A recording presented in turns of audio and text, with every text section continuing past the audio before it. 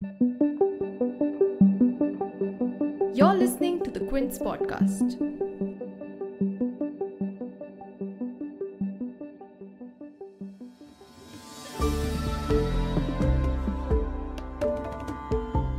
Welcome to Season 2 of the Quince Fortnightly podcast, Land of a Billion. We aim to bring you expert conversations about the most contentious of the holy Roti Kapda Makan trinity, that is, the makan over our heads and the larger ecosystem that governs it. This podcast is produced in association with the Property Rights Research Consortium, supported by Umidiyar Network India. I'm Bhargavi, a researcher interested in land and access to finance, and your host for this season.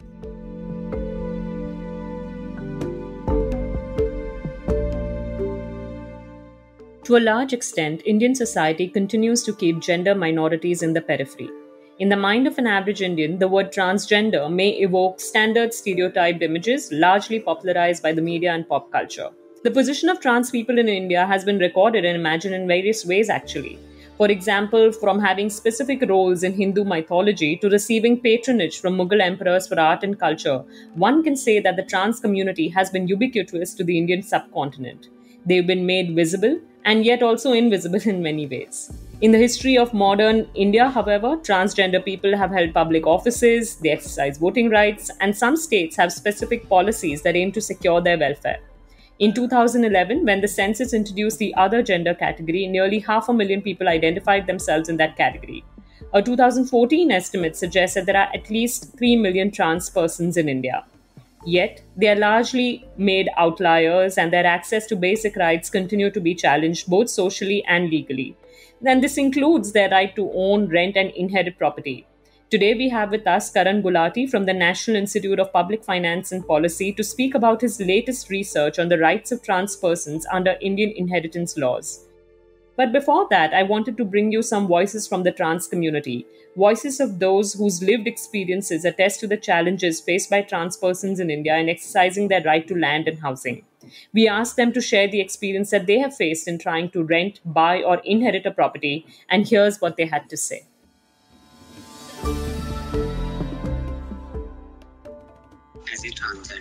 As a transgender person, we have to face a lot of problems. From our homes to the world outside, we face so many issues as a transgender person just to survive. From food to shelter, we're on survival mode because not all people treat us the same. No doubt there are good people, that's why I've been able to survive this far, and I've been living in the same place in Delhi for the last 3 to 4 years. But as a transgender person, I have to face a lot of challenges, and I'm therefore grateful to those NGOs which help us with this.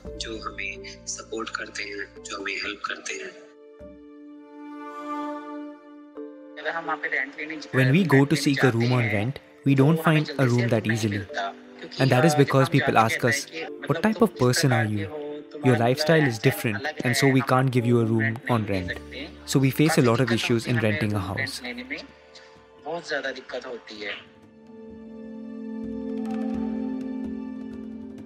Transgender and queer people often get excommunicated from their natal families that deprive them of their inheritance rights, even if the inheritance is ancestral. Often, civil litigation is agitated and complications are created to create criminal litigation out of that, and the institutional challenges are galore.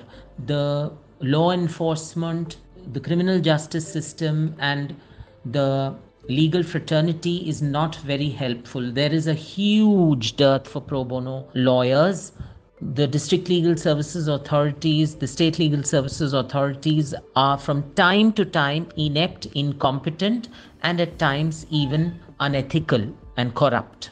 That apart, those transgender persons who are trying to also double up in the real estate sector as real estate brokers are given tall promises. They're barely paid their brokerage, barely paid, given any incentives. From time and again, they are defrauded. The property rights of trans. We got the judgment in Urvasi versus her family. That judgment, it came from Madurai High Court bench. I know through that, till now, she didn't get any property from her family because they are saying, the officials also, they are saying you should go to there from, you should go to there, here. So that kind of issues we are facing, and in India we have the rights to get a property rights, but the family, in that we are facing too much of oppression.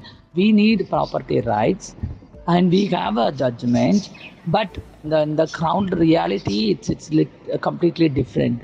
So government should create a clear clarification for the property rights for the trans persons. In the order we heard, the voices were that of Sheetal Bakshi and Munesh Kumar from Delhi, Vaijanti, who is a transgender activist and works closely with institutes such as the Center for Law and Policy Research and is based out of Hyderabad, and Grace Banu, who is a transgender activist and founding director of Trans Rights Now Collective. And now moving on to our guest for the day, we have with us Karan Gulati. Karan is a lawyer in Delhi. He's a research fellow at the National Institute of Public Finance and Policy, an interdisciplinary team. He researches and writes on property rights and judicial administration and has often written for the law and economics policy blog, The Indian Express and the Times of India. He holds a dual law and management degree from Symbiosis University. Welcome, Karan, to the Land of a Billion podcast. Thank you so much, Bhargavi and Land of a Billion for having me. Great. So, Karan, before we get to the point of discussing the property rights of transgender persons in India, I want to ask you, why is this an important issue, and why is it an important issue now? Right. So just before I start, some caveats. I speak from what I can with the research that we've done. My co-author and I, Tushar Anand. Hopefully, we've covered all bases. However, we understand that we don't have lived experiences, and we hope to make up for that as best as possible. On the issue of why is this important, there are multiple ways of looking at it. We think that two are a good approach to take. One is, why is property important? And the second is, why is it important for transgender persons? So immovable property in India is the largest asset holding of individuals. And access to property alleviates social standing of persons. So if you have property, you have good titling, you have possession, it's likely that your social standing will rise. Now, that's all well and good. You have property, but how are people acquiring property in India? Again, we have a lot of research in India saying that inheritance is really how most people in India are acquiring property. There is a study from 2016 saying that close to 80% of all property in rural India is inherited. We have similar numbers for urban India as well. This means that one, a person needs property. Second, they usually get it via inheritance. Now, is this important for transgender persons as well? Notwithstanding it's the fact that it's important for everyone. Transgender persons often have low income, they don't have savings, and they don't have access to housing. The National Human Rights Commission of India conducted a study in Uttar Pradesh and Delhi and found that 30% of transgender persons did not have any access to housing. So this was housing via shelter homes, via government schemes, their own property, etc. And they couldn't access any property. This is much larger than non-transgender persons in India. We have similar comparisons again for income and savings.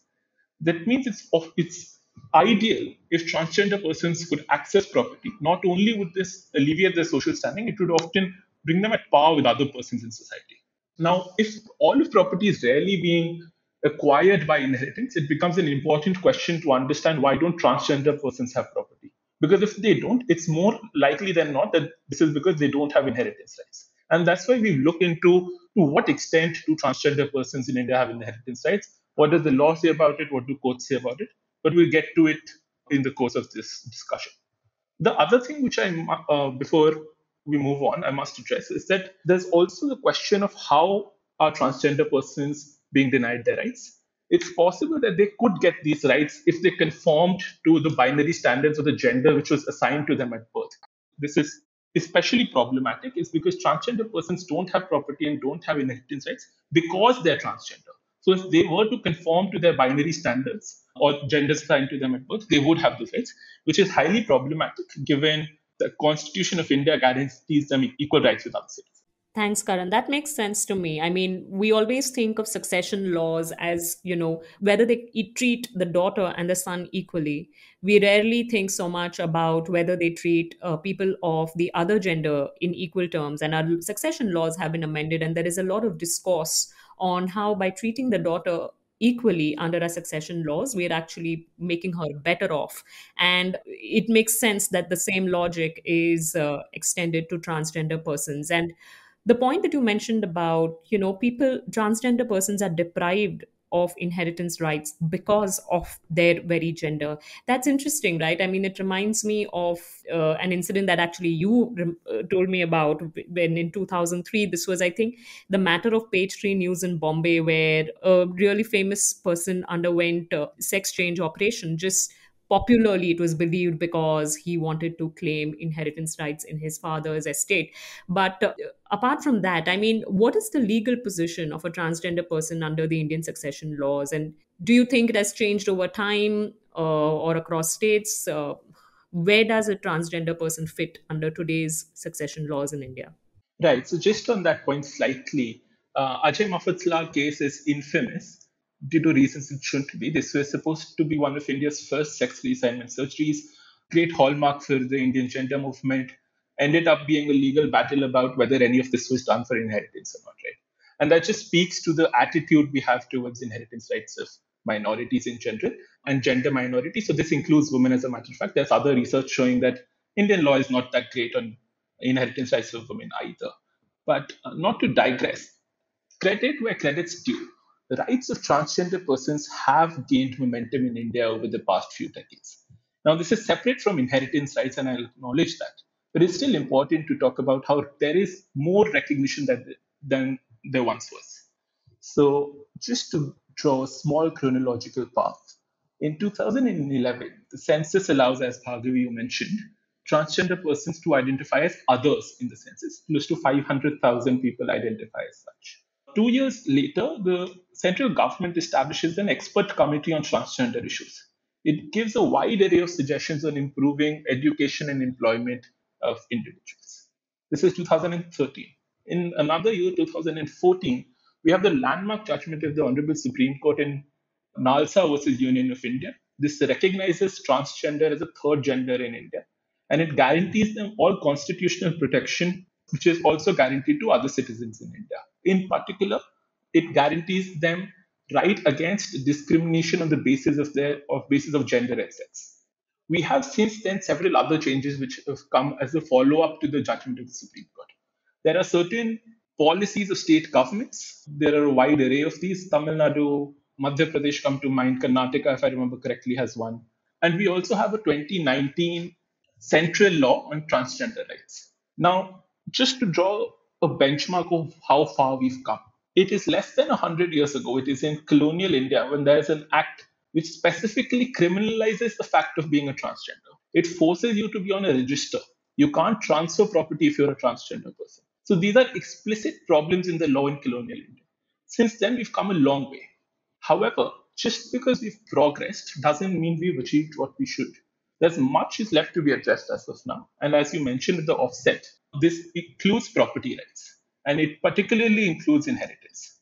Though acts in India do not specifically say anything against inheritance rights of transgender persons, they're often gender diverse and discriminatory. Now, what do I mean by this? As I tried to allude to, laws in India aren't great on rights of women in inheritance either. As an example, there is currently debate on certain discrimination under the Hindu Succession Act. It differentiates between men and women and how their self-acquired property is transferred. Now, here's the problem. If a transgender person wants to bequeath their property under the Hindu Succession Act, or one wants to inherit property under the Act, how does the Act acknowledge them? Does it acknowledge them as a male or a female? This is important because there's different treatment between male and female persons. If there was an equal treatment of both these genders, it won't be as problematic. Now, let's consider the situation. Imagine a person who was born a female but decided to undergo sex reassignment surgery and identified as a male. This is similar to what happened in the case of Ajay Mafatla. Now, under the Hindu Succession Act, two things can happen. If they have children, there's not much to differ. Whether they're identified as male or female, the property would go to their children, right? So that's good. But let's imagine they don't have any children. Who does this property go to them? If the person is recognized as per the gender at birth, which was assigned to them, which is that of a female, the property will go to their partner's family, their husband's family, right? Now, this is already before the Supreme Court, if I'm not wrong, but it's still problematic because, on the other hand, had they been recognized as a male person, the gender that with which they recognize, that property would have gone to their mother or other class two heirs. Let us take a step back and understand what has happened. Just because of how the government has chosen or the court chooses to recognize a person, their property goes to different individuals.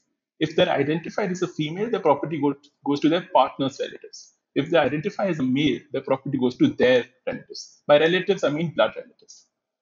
This means that there is no agency with the person on how they want their property to move ahead after their demise.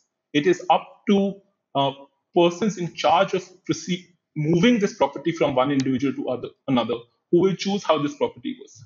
This is unlike what any other citizen in this country experiences. Their property goes to whoever they know that this property should go to. There is no arbitrariness by state agencies if you're a non-transgender person. There's still problems because, again, female property goes to your husband's partner, but at the very least, you know that this is going to happen. Whereas if you're a transgender person, any and all agency is taken away from you and given to state agencies on how to identify you. And I by no means want to imply that this is a problem specific to the Hindu Succession Act. In our study, we find several legislations. The Muslim Property Act of 1937 has similar provisions. The Indian Succession Act has similar provisions. There are different problems under all of these acts, but the end result is that agency is taken from an individual and given to state agencies. Then this would immediately take you to the question of self identification, right? So, if we were to just stay with this example, which is that the transgender person's parent passes away, and the question is, how does the property devolve?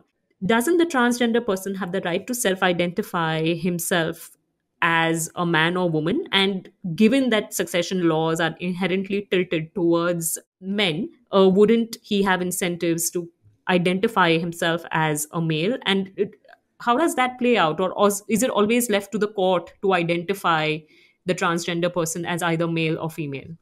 Right. So there is, of course, a third category in India, which is people identify as neither male or female. But sort of keeping that apart, you're right. Technically, there's an incentive to identify as a male, right? But that is a very demonic view to take of transgender persons, a problem which is enforced in us after the colonial villainization of transgender persons. What is better, right? What is a better solution? Should we stop transgender persons from identifying the way they want to on the off chance that somebody identifies as a male and then tries to acquire property which they wouldn't have otherwise been entitled to? Or is it better that we have non-discriminatory provisions in the law which don't differ between men and women? Right? This is a rhetoric question, but it's still an important one. However, I feel like this question doesn't need to come up in any case. And why is that the case? Is because transgender persons currently cannot identify themselves as transgender persons, cannot identify with the fact that they're now in our hypothetical situation, that they're now a male and were earlier a female person. Yes, legally they can. The 2019 Act has, in fact, got some improvements. Earlier, there were suggestions of medical certification. Those requirements have now been taken away under the rules. So there is some movement on this front. But if we look at the data, in 2016, there was a question posed in Rajya Sabha of how many people had Aadhaar cards which identified them as transgender persons. I forget the number, but I remember the percentage. This was 8% of the 500,000 who identified in the census. Similar numbers are there for voter ID cards in 2019, right? Only 8% of people in India, or close to, let's do 2% plus or minus, right? 10% of people in India have an identity card which recognizes them as a transgender person. Now, we're trying to get similar numbers for banking as well. That exercise is in progress. And I'll try to update the community as far as possible with what answers we get. But the larger idea is this. The transgender persons face difficulties in identifying themselves. They don't have documentation. Now, this is well understood. There are government policies, in fact, in Kerala, which says that because transgender persons will not be able to identify themselves with government documentation, we need to take certain steps. This is well acknowledged that individuals do not possess documentation. Not only in India, but in fact, there are several international reports which talk about the fact that transgender persons don't have documentation, right? This makes the challenge a first level one. Instead of talking about who will identify as what, it's perhaps better to first answer the fact that are people able to identify themselves the way they want to? Now, yes, again, as I mentioned earlier, there's some progress. There is now a online portal which one can approach to get documentation changed. But we're well aware of difficulties of online systems in India, especially when it targets marginalized communities and how accessible it is, right? And there are some reports, the fact that this hasn't really been accessible. Marginal number of identification documents have been issued over the last year or so. So there's movement, and hopefully it results in something. But as of today, it's difficult for individuals to have identification and documentation, and this is making them a legal non-entity, because what they're having to do is to abide by their assigned gender instead of the one that they wish to identify as. Understood. So, how do the courts really, play this? Then, do the courts support transgenders persons' rights in, say, for example, in an inheritance suit? How have courts viewed this?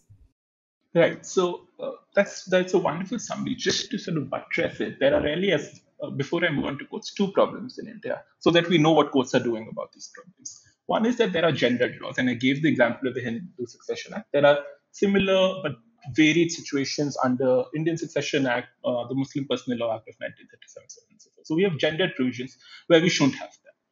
The other is identifying successors. So one of this is the fact that transgender persons don't have identity documents. But then this is also related to the fact that can you identify success? There are other problems of identifying successors. So what do I mean by this? If a person cannot adopt a child, right? They're still taking care of this child, let's assume, but they can't adopt this child.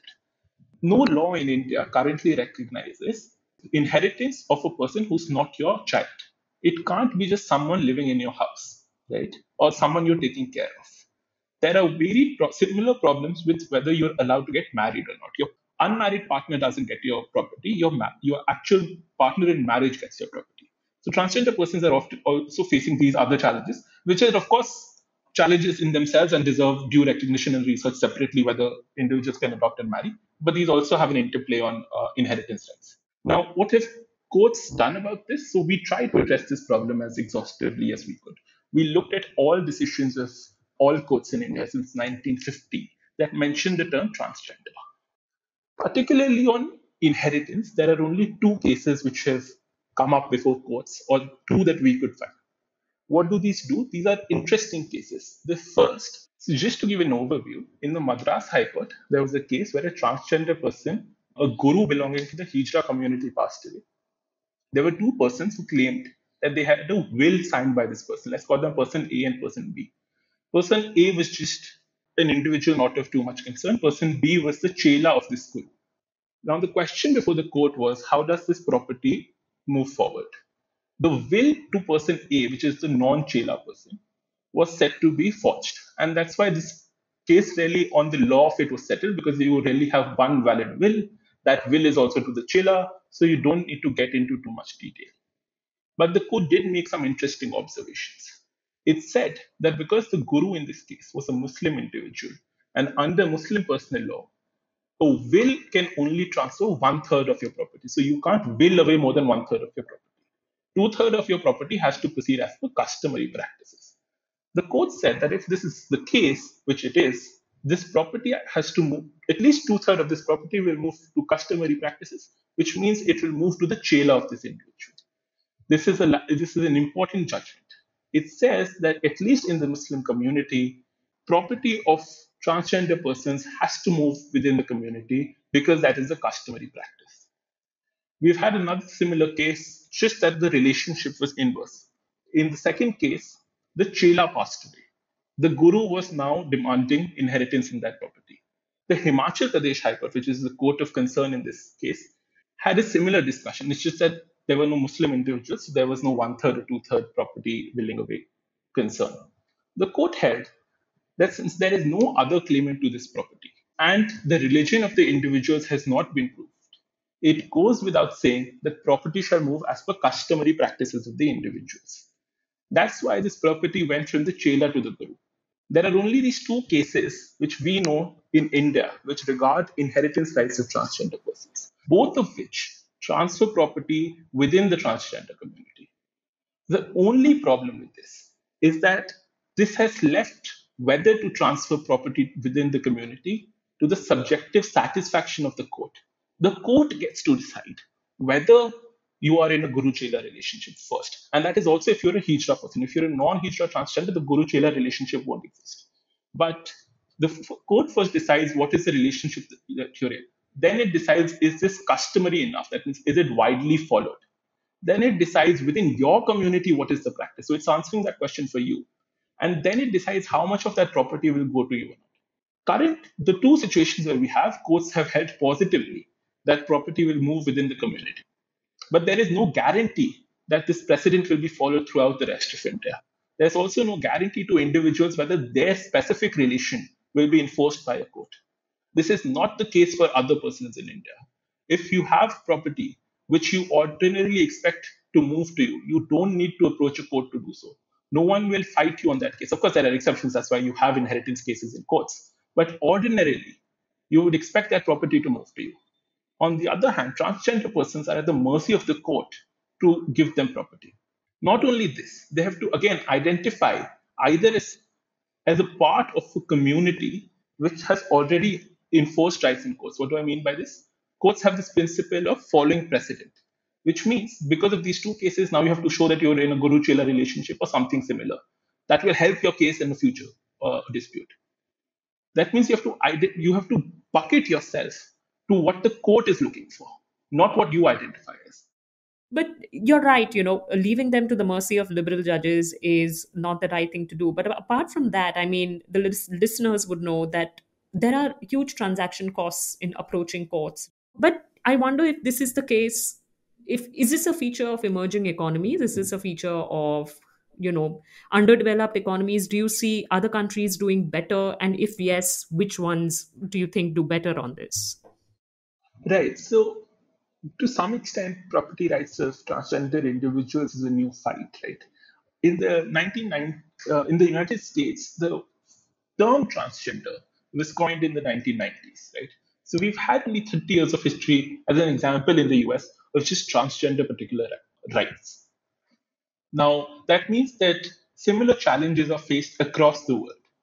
But what other countries are doing, which India is not, is at least guaranteeing civil rights to transgender persons, one, so they can identify themselves, right? So they have documentation which says that they're transgender individuals and how do they identify.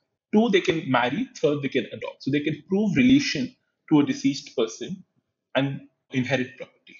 How can they inherit property? It's because laws in these countries are gender neutral. They don't talk about female wife as an example. They talk about a spouse. We have some examples of this in India as well. Not to say that India is doing so poorly. The Indian Succession Act, though, has some problematic provisions. It also has some good ones, some of which talk about a child and not a male child or a female child. Right? So you have some examples in India as well, but they're not as ubiquitous in India as they are in other parts of the world. Now, there is a wide range, however. Again, as I said, this is a new fight.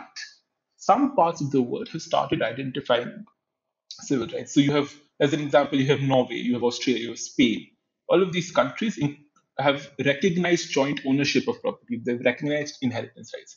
But then you have other countries as well, which not only don't let you directly inherit property, you also need medical sanction to prove that you're a transgender person, which means you have to get a physical examination done to say that you're a transgender individual. This was in fact introduced in India as well, but after protest has been withdrawn under the new rules which are notified by the government. So now you don't need any medical examination. You only need a self-affidavit that you're a transgender individual. So there is a spectrum across the world as well about to what extent are individuals allowed their rights. However, what's interesting is that this is not a developed world situation. Pakistan, an immediate neighbor of India, passed a Transgender Rights Act in 2018. Carries the same name as the act in India, which is passed a year later in 2019. The Pakistan Act says very specifically what will happen when a transgender person needs to inherit property. There's a particular section on inheritance. This is markedly lacking in the Indian legislation. What does it say? It says that if you're a person who now identifies as a female, you will inherit property as if you're a female. If you're a person who now identifies as if you're a male, you will inherit property as if you're a male. If you identify as neither of these, right, so it gives you an option of not being stuck within the binary framework, then you will inherit the average of what a male person and a female person would inherit. Sure, this seems the third one seems slightly problematic, and there are discussions to be had in this. But at the very least, it shows that other countries, neighboring countries, are already thinking about property and inheritance rights of individuals, and they've figured out within legislation of how to do so. What does this do? It guarantees these rights. It's a confirmed right. As to the situation, Bhargavi, that you mentioned, that I have to go to a bank or I have to go to a sub registrar and prove that I am the legal heir. None of these problems are expected to arise in Pakistan anymore. None of these problems are, of course, expected to arise in Europe, in countries where you have gender neutral laws, right? And that's where India can learn from other countries.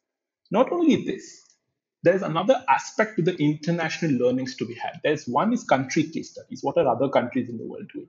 But there's also India has certain international obligations. It signed several instruments. And the Universal Declaration of Human Rights is an example. There's something called as the Yogya Karta principles. All of these talk about civil rights of individuals. In particularly, the Yogya Karta principles talk about the rights of transgender individuals.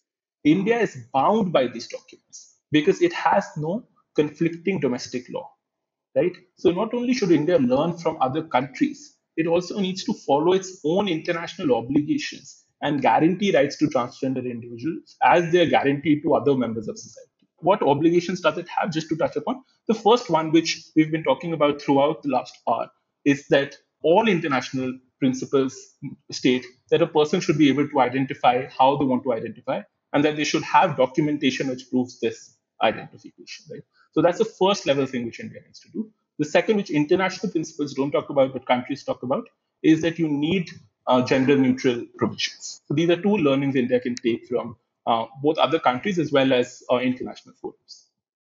Fascinating. So it's amazing that, when we trace legal reform and the history of legal reform, some things are just so counterintuitive. Great, Karan. This was really good. And, keeping in line with the spirit of the name of our podcast, Land of a Billion, I would like to ask you, if you had to pick one core challenge that India needs to focus on to secure land rights for a billion, what would you say we all should put our weight behind? One core challenge. So it's difficult just because of how complicated land rights are in India. But perhaps what our study shows, not exclusively for transgender individuals, is that when you have a problem, right, what do you do about it? So there are problems, of course. Let's say land titling is a problem. But what do you do about it? You end up in court to enforce that land titling. So I feel like what are courts doing about land disputes is an immensely important question to answer. So we saw that courts have some degree of subjective satisfaction for transgender rights. And we've been left wanting for these great judges who will solve all our problems. Is that how we should be looking at this? Now, there are some suggestions in the zeitgeist. Courts are supposedly immensely vacant, and that's why nothing is getting done. But that seems much more like a first level problem. Given that land is the largest holding of any individual in India, we need to look into how are land disputes moving through courts. How long does it take? How many land disputes are there? Does this vary across states and districts, cultures, communities? Can we do something about them? I know there is some work on the fact that there are too many land dispute cases or there are too many laws about land. So it seems like any other problem which individuals might have regarding land and property, and those problems are justified and deserve attention as well. But all of these problems eventually end up in court. And so it's important to sort of understand what courts are doing about land disputes. Thanks, Karan. That's an interesting way of looking at the problem, right? Most people say that let's solve the law, let's solve, the capacity of the local sub-registrar, the capacity of the local land records offices, and we should be able to solve land-related problems. You are taking an opposite approach, which is that let's identify through court litigation what are the patterns of disputes in connection with land and then target solving those problems. So thanks, Karan. This was great. And I look forward to reading more about this from both you and Tushar. Thank you so much, Bhargavi, and Land of a Billion for having me. Thanks for tuning in to our podcast, Land of a Billion, produced in association with the Property Rights Research Consortium. Don't forget to catch new episodes every alternate Friday, where I will bring you a rundown on the latest charcha around land and housing in India.